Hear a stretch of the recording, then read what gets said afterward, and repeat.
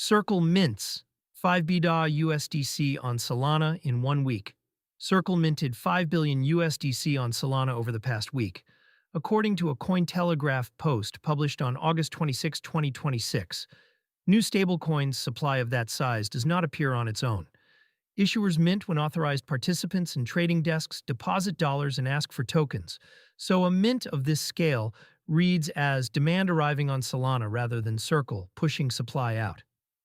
The timing lines up with a broad rally. Solana traded at 96.90 as of August 26, 2026, up 25.3% over the prior 7 days, even after a 3.3% dip in the last 24 hours.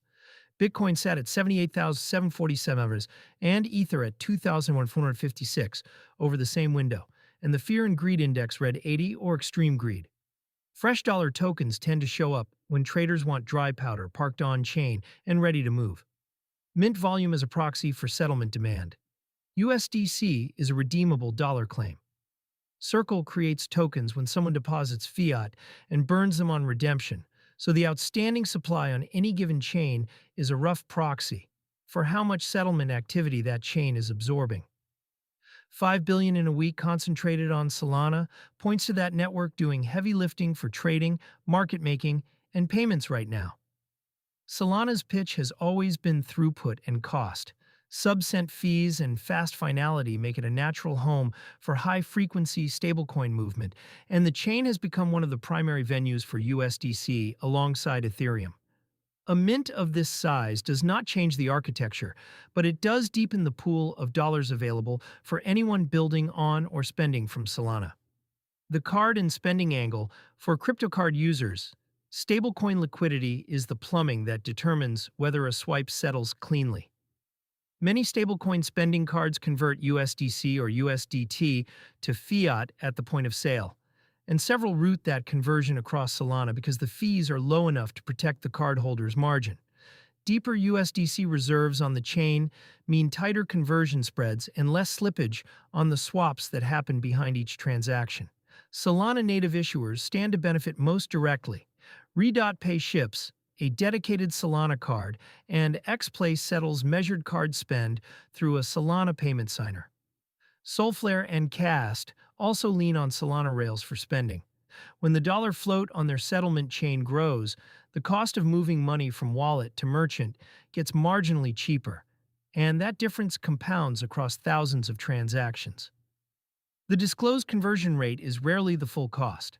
A stablecoin card still carries the Visa or MasterCard network spread of roughly 0.5% to 0.9%, plus any crypto to fiat conversion spread at the register. Cheaper on-chain liquidity trims one layer of that stack, not all of it.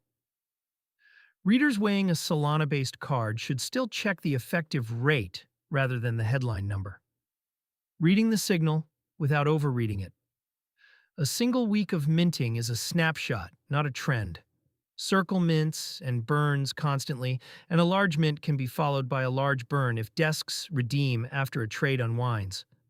The 5 billion figure describes gross issuance over the week, not a permanent supply increase, so treating it as a one-way liquidity injection would overstate the case. The wider context is that stablecoin supply keeps migrating toward whichever chains offer the cheapest settlement. That trend favors low-fee networks for payments and card conversion, and it is one reason issuers keep launching virtual cards and physical products tied to fast, low-cost chains. Whether this specific mint holds or reverses, the direction of travel for stablecoin spending has been toward cheaper rails for 2 years running. None of this is a price call. Solana's 25% weekly gain and an extreme greed reading cut both ways, and elevated sentiment has preceded sharp reversals before. The mint tells us demand for on-chain dollars is high right now. It does not tell us what SOL does next.